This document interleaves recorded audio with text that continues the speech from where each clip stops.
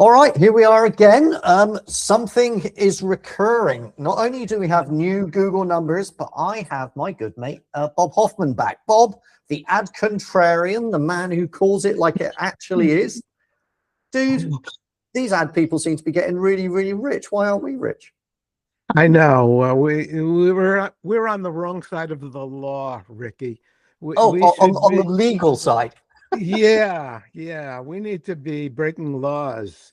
Google does it all the time, and they're just rolling in dough, aren't they? They are absolutely smashing it. This was one of their biggest growth quarters ever. AI overviews, this new answer engine that's replacing search, is on fire. You know, from my publisher side of the fence, I've been watching, publishers really feeling the pain of traffic falling, and and they've really struggled. And AI overviews has been that. This is the first time I've really seen it reflected in the P&L, in the earnings.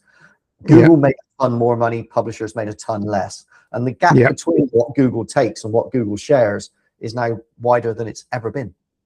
Yeah, it's a sad day for the publishing industry. It's a sad day for the advertising industry. It's a very good day for Google. Let's talk about the advertising industry.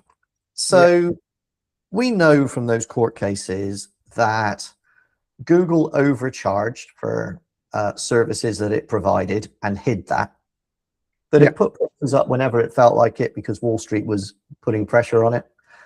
It was able to jiggle all the dials back in its office, and no one could really see. So we all know that this happened, but now they're still growing, and the advertiser, surely the ad market, Bob, is waking up to the fact that they're a victim in this as well now. No, they're not.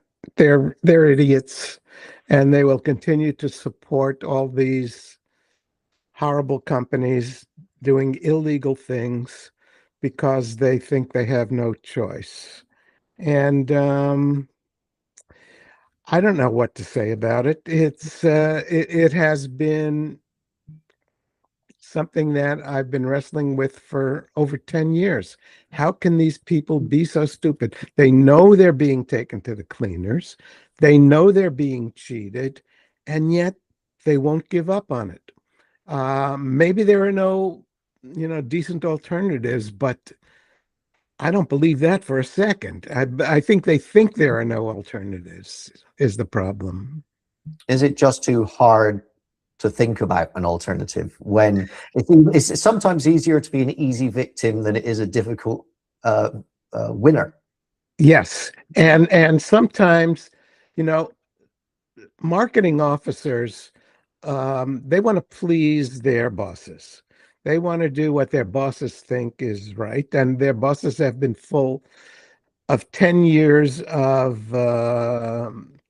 baloney about the power of online advertising and Google and Facebook, and if a CMO suddenly says, "I want to pull out of Google," the boss is going to say, "What are you, crazy? He doesn't know. He doesn't know he's being cheated," and the CMO should know, probably knows, but probably doesn't want to say it out loud. Because he's been advocating for this for years. He's been advocating Google and advocating Facebook. All of a sudden he comes in, "I want to pull out of Google and Facebook." What? You made us spend $22 million on that in the past 3 years. How are you telling me now it's no good? So, so the CMOs are in a box about that. And the ad agencies too. The ad agencies, it's automatic that they go to Google and Facebook. They don't even think about it anymore. They just take the money, they put X% here, X% there, and we'll give a little money to journalism, maybe to publishers. It's sick. Isn't it funny that we spend a lot, you and I spend a lot of time moaning about it, but quite a lot of people in the industry keep moaning about, this is being done to us, but there is an opportunity to change, but you choose not to. It's kind of almost like Stockholm syndrome. It's like, Yeah.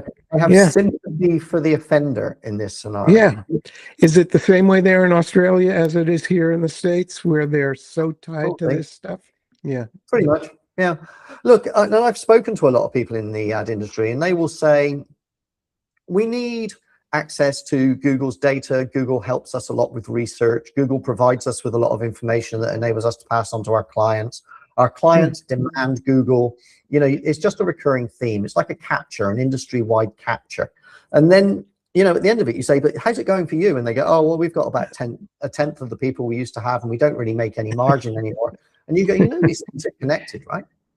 Yeah. Yeah. It's the whole idea of online one-to-one personalized advertising is all so wrong. Advertising works best when everybody knows who you are, and you're in large publications, large media, where people see you frequently. Everyone knows you. That's what advertising does best. All this one-to-one personalized stuff, that ain't how Coca-Cola got big. It ain't how McDonald's got big. It ain't how Toyota got big. Not with one-to-one personalized stuff, with big, loud advertising in mass market media. And I don't know. I can't. It's a blank to me. I just don't understand it. I know there are a lot of intelligent people in the advertising industry. I know a lot of them think the way we do, Ricky, but for some reason, they just can't control themselves, I guess. I don't know. So I went quite deeply into the Google numbers. They've only been out a couple of Yeah. hours. I've been Yeah. going through the numbers for a few hours now. I mean, what the main story that I take out of this is that programmatic advertising was kind of the original sin. So to your Yeah. point, once you created a situation where you used an algorithm to make a best guess on whether this ad is being delivered to that person, but if you can convince everybody to hallucinate and believe that that's the single source of truth, then you own, effectively, the scores of every football match next week, or every sports game, right? You can make a fortune. And they've been doing that. Yeah, and there's so much evidence about the corruption and the fraud. I mean, only 50% of the activity online anymore is human. Almost 50% of it is bots, and nobody seems to care. I don't get it. Yeah, I but just don't. Yeah. I keep thinking people are going to wake up, and Yeah. they never do. But there's that assumes that they want to. And so the interesting thing about this report, or Google's latest numbers, is that this has shown that programmatic is accelerating at just the point that that's been found to be an illegal monopoly. So you've kind of got an illegal monopoly in search, which is now being changed into AI overviews, which is under all manner of legal actions all over the world. So you've got an illegal search service using an illegal technology in AI overviews that's being monetized by an illegal ad tech monopoly. So you've got 1, 2, 3 strikes, and the interesting thing is that in the 100 days or so of this past quarter of 3 months, right, in this time, it's accelerated all 3 of those. And so you go all the way back to when the last court ruling happened and Google's monopoly was exposed, and a judge said that she would consider breaking them up. It's been quite a long time. It's been 7 months since we had that conversation. And it's now a full month since the deadline that she said she'd report on should have been delivered. I'm sorry, again. We're talking $1 billion a day over that period of accelerating monopoly illegal gains. Like, it's you kind of run it through your head like that. I understand why juniors in an ad business might struggle. I understand why the CEO won't rock the boat because he doesn't want to get fired. I will understand why the chief revenue officer of a publisher will say, work harder at this, even though you all know that it's wrong. But the law should do better. It needs to move faster. $1 billion a day is not insignificant. No, And the law has proven to be insufficient protection against these huge technology companies, particularly the ad tech companies. The law has failed.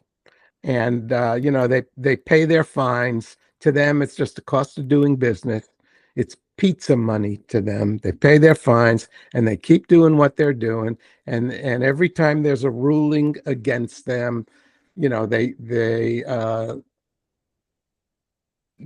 object to the ruling, and it goes back into court, and and it's not a healthy situation. Even this court case now with Google and the Department of Justice here in the U.S. that has been, I think she ruled against Google about a year ago. I think it was like in April of last year, and it's taken over a year to reach any kind of penalty idea, and she's working on. But I think that here's a out of left field. Let me give you an oddball opinion, and it's just tiny little chance, but maybe there's some negotiation going on. Maybe she's trying to get the two-party, because all this breakup stuff, the technology involved and the complications of it are so intense. I think she'd be very happy if they were to reach a negotiated settlement, the Department of Justice and Google. And here's more craziness. The Department of Justice now here in the US is headed by Donald Trump's former personal attorney. And I am sure that Google has contributed a whole lot of money to Donald Trump and to his golden palace he's trying to build there in the White House. And he has his fingers in everything. And I wouldn't be surprised if he gave the DOJ, through his former personal attorney, settle this fucking thing. Don't, my friends at Google, we don't want to break them up. Settle this thing.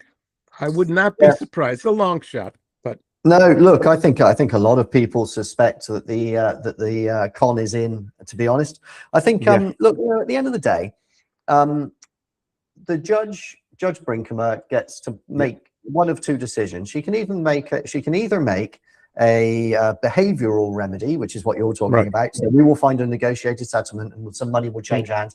We'll pay an enormous fine. It will look material, but basically our rocket ship just keeps going vertically up.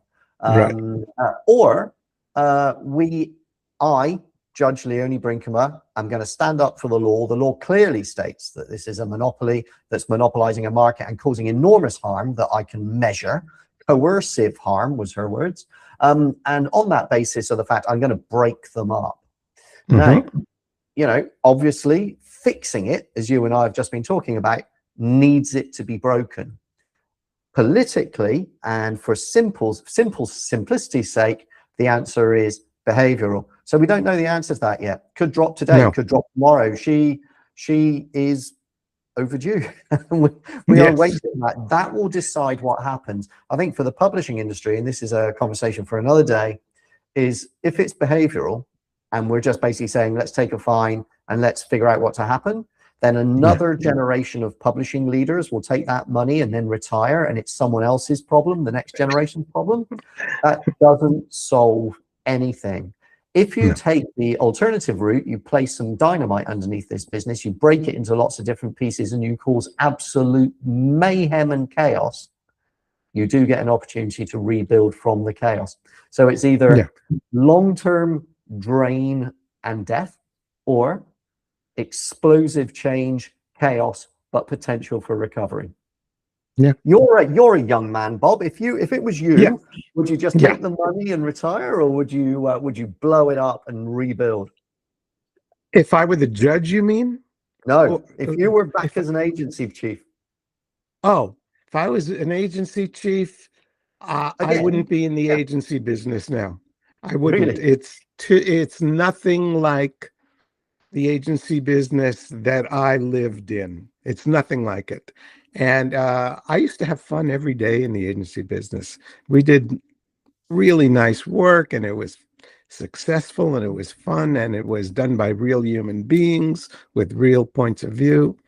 I wouldn't be in the agency business. I'd take the money and run. Yeah, I would. Well, I'm the alternate. I'm the alternate, mate. I'm all for the explosives. And Judge Brinkman, Yeah, you're 30 days overdue. Let's get this thing done. Let's cause chaos. There's opportunity in chaos. Let's start yeah, there.